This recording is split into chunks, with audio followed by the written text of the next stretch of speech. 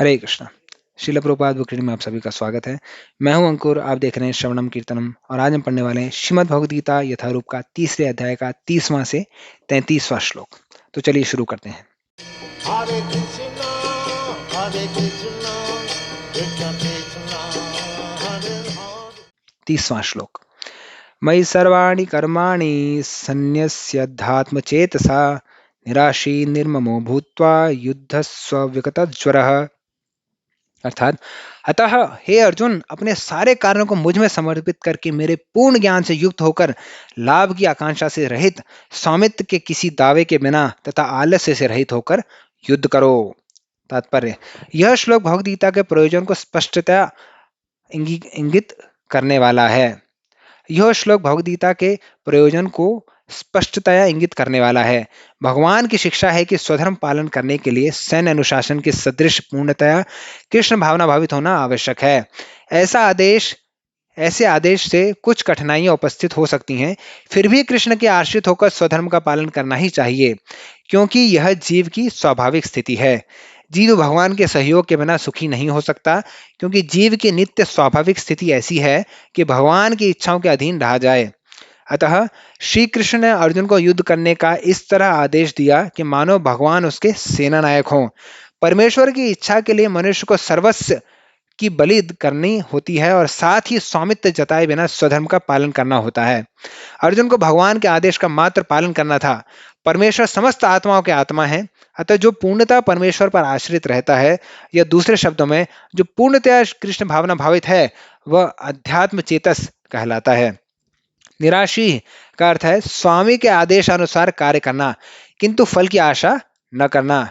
कोषाध्यक्ष अपने स्वामी के लिए लाखों रुपए गिन सकता है, किंतु इसमें से वह अपने लिए एक पैसा भी नहीं चाहता।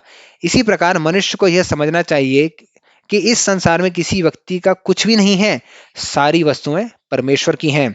मई अर्थात मुझ में का वास्तविक तात्पर्य यही है। और जब मनुष्य इस प्रकार से कृष्ण भावनामृत में कार्य करता है, तो वह किसी वस्तु पर अपने स्वामित्व का दावा नहीं करता। यह भावनामृत निर्मम अर्थात मेरा कुछ नहीं है कहलाता है। यदि ऐसे कठोर आदेश को, जो शारीरिक संबंध में तथाकथित बंधित्व भावना से रहित है, पूरा करने में कुछ झिझक हो, तो उसे दूर कर देना चाहिए। इस प्रकार मनुष्य विगत ज्वर अर्थात ज्वर या आलस्य से रहित हो सकता है। अपने गुण तथा स्थिति के अनुसार प्रत्येक व्यक्ति को विशेष प्रकार का कार्य करना होता है, और ऐसे कर्तव्यों का पालन कृष्ण भावना भावित होकर किया जा सकता है। इससे मुक्ति का मार्ग प्रशस्त हो जाएगा। 31वां श्लोक। ये मतं इदं नित्यम् अनुतिष्ठन्ति मानवाः श्रद्धावन्तो अनुसूयन्तो मुच्यन्ते तेऽपि कर्मभिः। अर्थात जो व्यक्ति मेरे आदेशों के अनुसार अपना कर्तव्य करते रहते हैं और ईर्ष्या रहित होकर इस उपदेश का श्रद्धा पूर्वक पालन करते हैं, वे सकाम कर्मों के बंधन से मुक्त हो जाते हैं। तात्पर्य: श्री भगवान कृष्ण का उपदेश समस्त वैदिक ज्ञान का सार है, अतः किसी उपवाद के बिना यह शाश्वत सत्य है। जिस प्रकार वेद शाश्वत हैं, उसी प्रकार कृष्ण भावनामृत का यह सत्य भी शाश्वत है। मनुष्य को चाहिए कि भगवान से ईर्ष्या किए बिना इस आदेश में दृढ़ विश्वास रखे। ऐसे अनेक दार्शनिक हैं जो भगवद गीता पर टीका रचते हैं, किंतु कृष्ण में कोई श्रद्धा नहीं रखते। वे कभी भी सकाम कर्मों के बंधन से मुक्त नहीं हो सकते, किंतु एक सामान्य पुरुष भगवान के इन आदेशों में दृढ़ विश्वास करके कर्म नियम के बंधन से मुक्त हो जाता है, भले ही वह इन आदेशों का ठीक से पालन न कर पाए।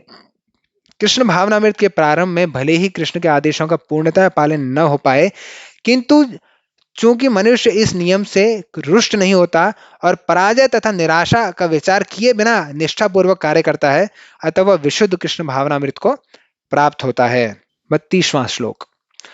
ये त्वेतद् अभ्यसूयन्तो नानुतिष्ठन्ति मे मतम् सर्वज्ञान विमूढ़ांस्तान् विद्धि नष्टान् अचेतसः। अर्थात किंतु जो ईर्ष्यावश उन उपदेशों की उपेक्षा करते हैं और इनका पालन नहीं करते, उन्हें समस्त ज्ञान से रहित, दिग्भ्रमित तथा सिद्धि के प्रयासों में नष्ट भ्रष्ट समझना चाहिए। तात्पर्य: यहाँ पर कृष्ण भावना भावित न होने के दोष का स्पष्ट कथन है। जिस प्रकार परम अधिशासी की आज्ञा के उल्लंघन के लिए दंड होता है, उसी प्रकार भगवान के आदेशों के प्रति अवज्ञा के लिए भी दंड है। अवज्ञाकारी व्यक्ति चाहे कितना ही बड़ा क्यों न हो, वह शून्य हृदय होने से आत्मा के प्रति तथा परब्रह्म परमात्मा एवं श्री भगवान के प्रति अनभिज्ञ रहता है। अतः ऐसे व्यक्ति से जीवन की सार्थकता की आशा नहीं की जा सकती। 33वां श्लोक। सदृशं चेष्टते स्वस्या प्रकृतिर्ज्ञानवानपि प्रकृतिं यान्ति भूतानि निग्रह किम करिष्यति। अर्थात ज्ञानी पुरुष भी अपनी प्रकृति के अनुसार कार्य करता है, क्योंकि सभी प्राणी तीनों गुणों से प्राप्त अपनी प्रकृति का ही अनुसरण करते हैं। भला दमन से क्या हो सकता है। तात्पर्य, कृष्ण भावनामृत के दिव्य पद पर स्थित हुए बिना प्रकृति के गुणों के प्रभाव से मुक्त नहीं हुआ जा सकता, जैसा कि स्वयं भगवान ने 7वें अध्याय में कहा है। अतः सांसारिक धरातल पर बड़े से बड़े शिक्षित व्यक्ति के लिए केवल सैद्धांतिक ज्ञान से आत्मा को शरीर से पृथक करके माया के बंधन से निकल पाना असंभव है। ऐसे अनेक तथाकथित आध्यात्मवादी हैं जो अपने को विज्ञानी में बड़ा चढ़ा मानते हैं, किंतु भीतर भीतर वे पूर्णतया प्रकृति के गुणों के अधीन रहते हैं, जिन्हें जीत पाना कठिन है। ज्ञान की दृष्टि से कोई कितना ही विद्वान क्यों न हो, किंतु भौतिक प्रकृति की दीर्घकालीन संगति के कारण वह बंधन में रहता है। कृष्ण भावनामृत उसे भौतिक बंधन से छूटने में सहायक होता है, भले ही कोई अपने नियत कर्तों के करने में संलग्न क्यों न रहे। अतः पूर्णतया कृष्ण भावना भावित हुए बिना नियत कर्मों का परित्याग नहीं करना चाहिए। किसी को भी सहसा अपने नियत कर्म त्याग कर तथाकथित योगी या कृत्रिम अध्यात्मवादी नहीं बनना चाहिए। अच्छा तो यह होगा कि यथास्थिति में रहकर श्रेष्ठ प्रशिक्षण के अंतर्गत कृष्ण भावनामृत प्राप्त करने का प्रयत्न किया जाए। इस प्रकार कृष्ण की माया के बंधन से मुक्त हुआ जा सकता है। हरे कृष्णा। कृपया वीडियो को लाइक करें, शेयर करें। आपके कोई प्रश्न हो तो कमेंट बॉक्स में डालें। चैनल को सब्सक्राइब कीजिए और पूरी भगवद गीता सुनने के लिए प्लेलिस्ट में जाएं। हरे कृष्ण।